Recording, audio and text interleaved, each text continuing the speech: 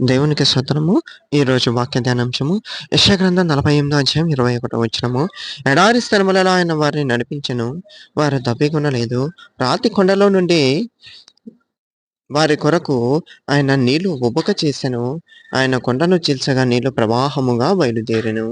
చూడండి, ఎడారి స్థలములలో అంటే ఎటువంటి హోప్, ఎటువంటి నిరీక్షణ లేనటువంటి స్థలములలో ఎటువైపు చూసినా మనుషులు కనపడరు. ఆ స్థలములలో ఎటువైపు వెళ్ళినా ఎడారి అనగా ఇసుకే కనిపిస్తుంది తప్ప వేరొకటి కూడా వాళ్ళకి కనిపించినటువంటి సమయములలో ఆయన వారిని నడిపించెను. అక్కడ ఏ మార్గానికెళ్ళాలో తెలియనటువంటి పరిస్థితిలో ఆయన వారిని నడిపించెను. వారు దప్పిగొనలేదు. వారికి అలాంటి నీరు దొరకని ప్రదేశంలో కూడా దప్పికేయలేదు. ఎందుకయ్యా అంటే, రాతి కొండలో నుండి వారి కొరకు ఆయన నీళ్లు ఉబక చేసెను.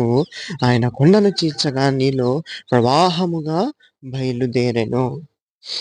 చూడండి, అక్కడ దేవుడు అక్కడ ఆ ఎడారి ప్రాంతంలో, ఆ కొండలున్నటువంటి ప్రాంతంలో నీరు లేని సమయంలో వారికి దప్పిక కాకుండా కొండని చీల్చి నీరుని సమృద్ధిగా దేవుడు వారికి దయచేసెను.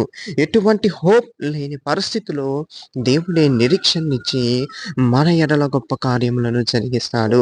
ఇక మనకి ఎటుపోయిన దారి దొరకట్లేదు అన్న పరిస్థితిలో దేవాతి దేవుడే ఒక ద్వారమును తెరిచి మరి మన కొరకు గొప్ప కార్యాలు చేయబోతున్నాడు.